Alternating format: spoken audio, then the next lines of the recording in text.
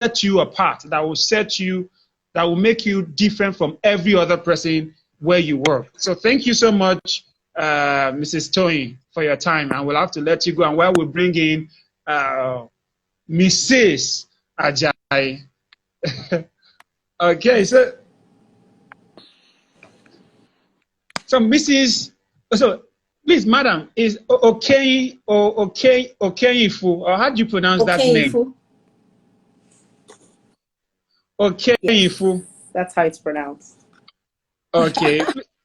Please, what is there a specific meaning to that? Oh yeah, there is. So I'm from Akoko Edo, from Igara in Akoko Edo local government. Ondo State. Edo State, actually. I am.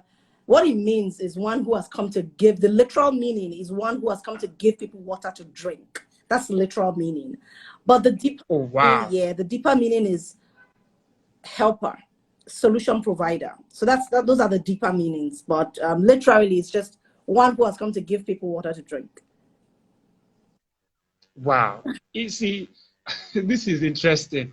There was a post on Mr. Blog, I think, was it today or yesterday, about a Nigerian who was sentenced to death, and then there was an appeal, and the guy was set free.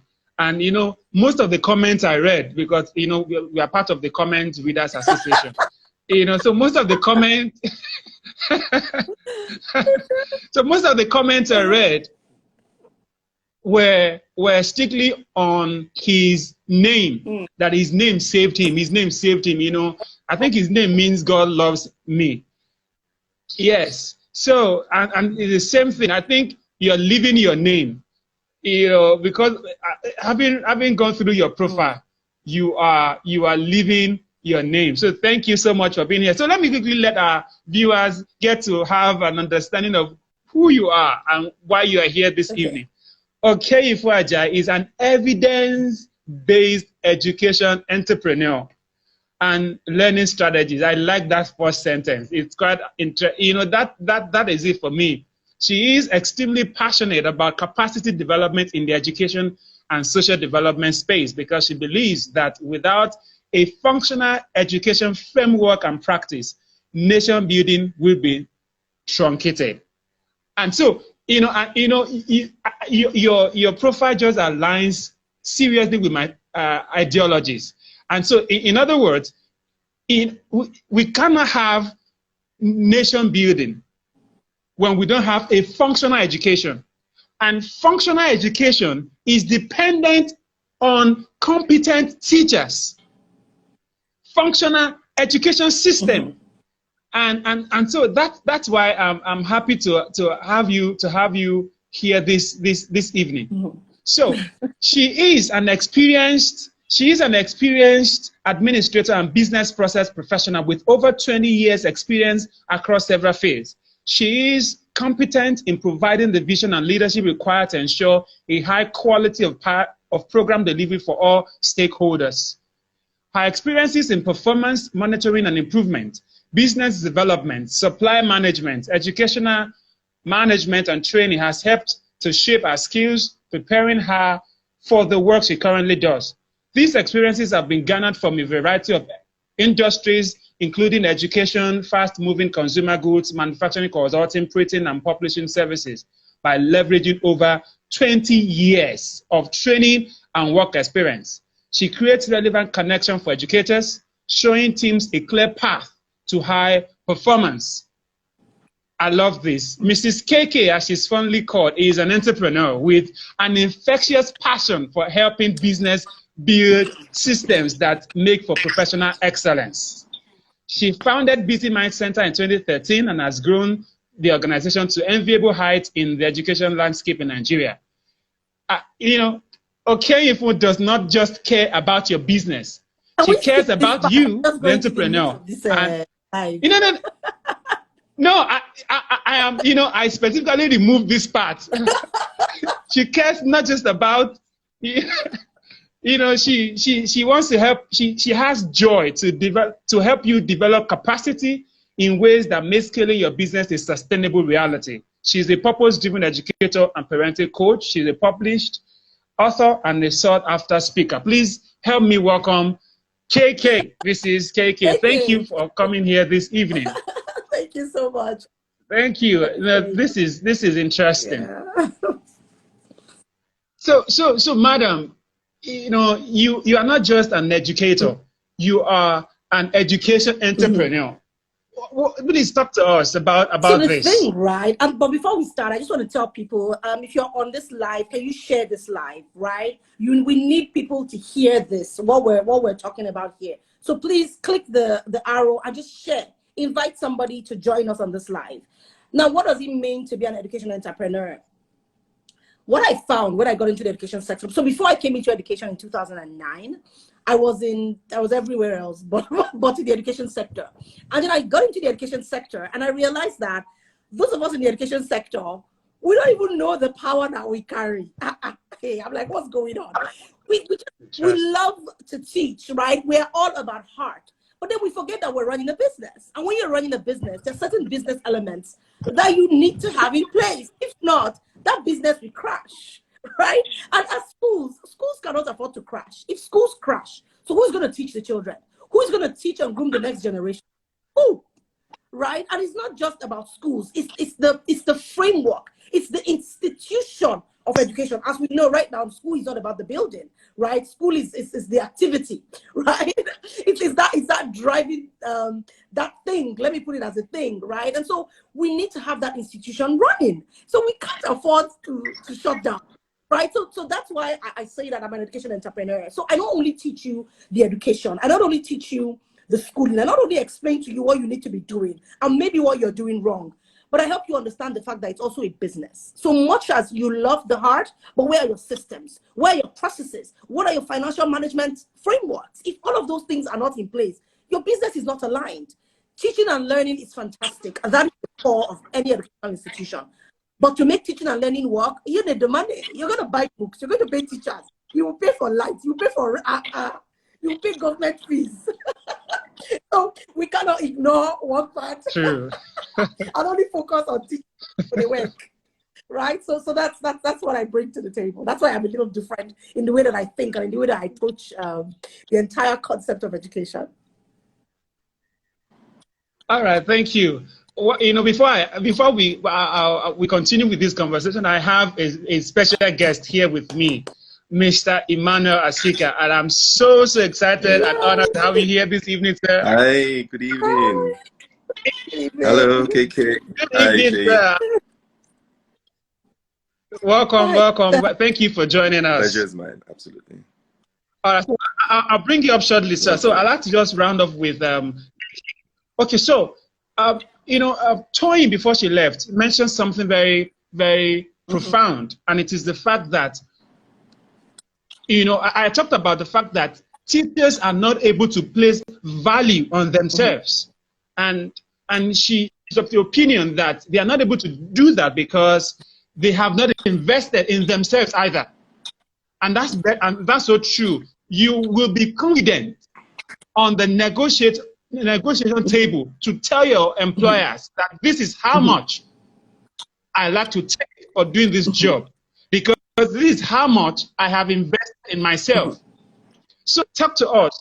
How can teachers develop entrepreneurial mindset? How can we move from the level of this poverty, this mindset that I've seen with a number of teachers? How can we have that? The teachers that are confident anywhere they are, anywhere they find themselves, and can demand value for themselves. I mean, that's a lovely question. I think that's a really good question, Shay.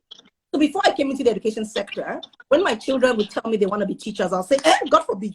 What do you mean you want to be a teacher? Don't say that. And why is it like that? It's because we have societal and cultural constructs that make the job, the profession, teaching, seem to be less than it is. Till we break those societal constructs, right? Teachers are always going to have that mindset. However, who's going to break it? We in the education sector are the ones that are going to break it, right? If you go into an antique market, you find that there's some antiques that already everybody sees that this is an antique. And then you suddenly walk into another place, or let's not even say you go to an antique market. You're watching an antique show. And then what happens is that somebody starts to say, oh, this thing, oh, it's 21st century, it's this, it's Elizabethan. And then the person that has it is like, oh, I didn't realize how much value this cup, has. And that's the problem with teachers, right? We've heard the term, a diamond in the rough. Every single teacher is a diamond in the rough. Unfortunately, all we see is a profession. All you see is the job of teaching. Until you understand the fact that there's so much more than teaching, you would never see yourself as much more than that. If you look at light, right? All that we see when we look at light is white light. But in the spectrum of light, you have so many different colors that are embedded in that spectrum. But all that most people see is the white one. That's the same thing with a teacher. When I look at the job teacher, it's a profession. It's something that you profess. You say it, you act it, you be it, you become it, right? And there's so much more. I don't know how we're going to have this, how I'm going to say these things I need to say in 5 minutes. I don't understand. I'm struggling. Please go on. I have embedded on the inside of me that I want to speak out. But Please go on, please. See that they are much more. They can never get out of that phrase. When I look at a teacher, the very concept of planning a lesson note, do you know how difficult it is? That's research skills. How many teachers see themselves as researchers? Not a lot.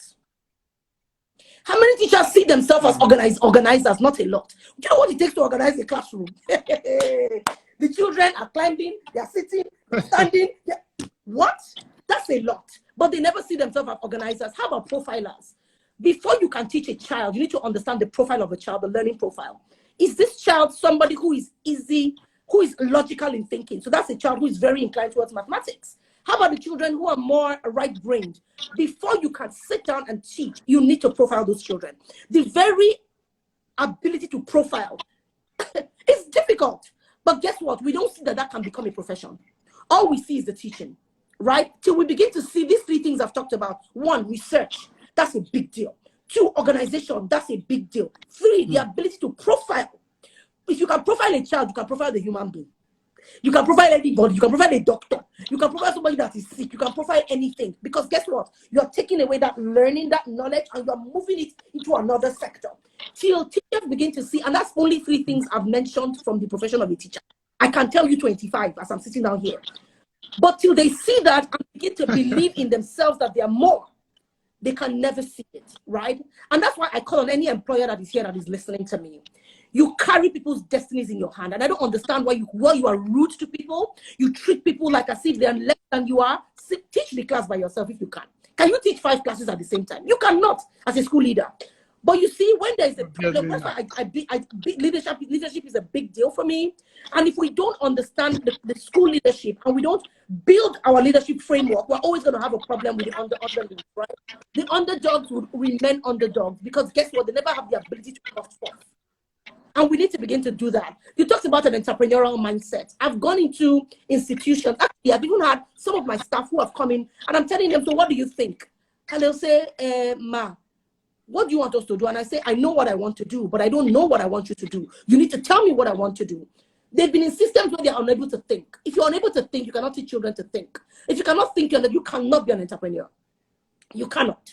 And much as the school leader doesn't know that that's what they want, he or she, that's what you want. You want people on your team who can think, people who can challenge the status quo. That's what brings about disruption, right? And so if we do not allow teachers to understand who they are and to dwell in the place where they have been placed, they can never become who they have been called to be, right? So it's a big deal, and that's why they go for interviews, as you mentioned. And they do not understand the value that they carry. So how can they demand value upon themselves? How can they go into an interview and say, I can do this? They can't. Because they don't even know what they carry, right? And they need to break that. They need to understand the fact that, look, I carry this. I know my content. Tony said something. She said people need to develop themselves. And I think that's important. But I have been that person who has gone, if I tell you the courses I've done, those ones on my bio are small. I felt I needed to just be going for courses. Till one day I called myself, I said, Keke, when you are in all these your courses, you are the one that is speaking. And I'm not even talking Nigeria here, right? I'm talking, what we would consider as a big deal. And I'm the one that is the head of some of our mini cohorts. And then I have to realize, Keke, what did they worry you? I'm an Edo girl, so the Edo in me comes out once in a while. I'm like, Keke, what did they worry you? Now you they teach all these people waiting to talk, and you they form say you know Sabi. I said, stop that. And that's when I woke up. And I realized the fact that till I carry my content, till I communicate my content, nobody's gonna see it. Nobody's gonna believe it. And that's the day my eyes popped open. That's the day there was a shift in my mindset. It starts here. That mental picture that you carry becomes who you are. Till you understand the mental picture that you carry, till you are able to change it, you can never be entrepreneurial. You can never command what you demand, what the value that you have. Value is not something that is tangible, right? Value is a perception of who you are to somebody else. If I come down to you, Shay, why did you ask me to be on this live? You perceived based on something that I had put out that, you know what, this woman can deliver what I'm saying. But imagine I never put it out. Imagine you talked to me and I never said anything. Will you truly trust that I can do that? You will not. And you will not want to put fluff on your life. You did that because I was able to communicate what I carry. Beyond developing yourself, you must believe in yourself and you must be able to communicate what you carry. If not, I'm sorry, you can never, ever be seen as who you truly are. So let me stop in case you have any other questions. Wow. This is incredible. Thank you. I wish you can just go on and on and on and on and on like that. I mean, I don't even know what to say. I mean, I need to sit down and have a reflection on some of the things that you have said. But truly, you hit it. This is an eye opener. Like Ezimi just mentioned, this is an eye opener, and I'd like to thank you so much. So you know what? So for us to round off right now, what are the basic steps that teachers need to take so that they can be on that journey? You know, what are the practical things you would suggest? Mm-hmm. You know, what can they begin to, you know, the truth, like you said, you know, money does not command value. Value commands money. Yeah. And so how can teachers begin to take one step at a time towards the journey of value? I love it. I love it. I love that you asked that question because I think it's beautiful. The first thing you need to do as a teacher, you're listening to me today, is first of all, believe in yourself. Then what I need you to do, the next thing I need you to do is take your CV. Okay? And that's very practical. Take that CV that you carry, right? If you look at that CV, you would write class teacher for year 2. And under it, you have a list of tasks. I did lesson planning, whatever circle time, I planned assessment, Now, what is the skill that you use to plan an assessment? What is the skill that you used to organize a learning event? You need to begin to categorize, pull out those skills. And usually they're about 1 word, 2 words. Pull out the skills, not the task. Once you look at those skill sets that you carry, then ask yourself, where else can I use these things? And then you begin to draw circles, right? And draw lines and arrows. And you begin to write out the other areas that you can do, where you can use those skills. What you are doing is creating for yourself a second portfolio. Once you have created for yourself, I don't like to call it side hustle. I like to call it portfolio, right? One portfolio could be you being a teacher. Mr. Manny is laughing. Right? One portfolio is you being a teacher. What are the other portfolios that you can carry, right? That when you then, and it's an exercise, right? Because if somebody, a lot of times for people, seeing is believing. Till somebody can say, I can pay you for this other thing, or I need you for this thing. And it doesn't matter if you start it free. But the minute somebody else places value on your value, unfortunately, that's what triggers our reality and say, you mean somebody will pay me for this thing. So if that's what you want to do, right, that's fine. But you don't need it, but it's fine. If that's what is going to help you get into the understanding of the value that you carry. First of all, believe it, list out those skills, go out there, okay, open your eyes to the needs of people around you and say, these are my skills, how can I plug them in? And then open your mouth and articulate what exactly you can do to be that solution provider. Once you can do these 3 things that I've said, oh my goodness, you'll be amazed who you are. You suddenly become a person of value, even in your institution. Because guess what? Everybody wants people who are valuable. And then you need to create for yourself a digital profile. The world is no longer physical. I don't know where Mr. Shea is. I honestly don't know where Manny is. But I'm here in Lagos, in Lekki, in my house, right? But guess what? We are connected right now. Once you can create a digital profile and you begin to populate that digital profile with your content, people would be drawn to the lights that you carry. Once people are drawn to that light, guess what? You're beginning to build a community around what you carry. That will strengthen you as a teacher. But it starts with you. Till you believe it, you will never be it. So let me hand back the mic to you. Wow. Wow. Wow. Wow. Wow. You have nailed it. This is profound. Thank you so much for your time. Thank you for your depth of knowledge. Thank you for communicating value to us this evening. You know. Thank you so much. Thank you so much. And I'd like to have our special guest right now. You know, it's just a small word, and I'm so honored to have him here. We met a few weeks ago, and I told him this is an event that I'm putting together, and he said, okay, no problem, I can be here. And so, Mr. Emmanuel, I'm honored to have you here. Thank you so much for your time. I know you are a very busy man, and you still made time to be here. Thank you so much. My pleasure, Shay. So, absolutely. So, Mr. Emmanuel is the country head. Is a country head HP Nigeria, omni-channel manager, Central Africa. Emmanuel Asika brings to the table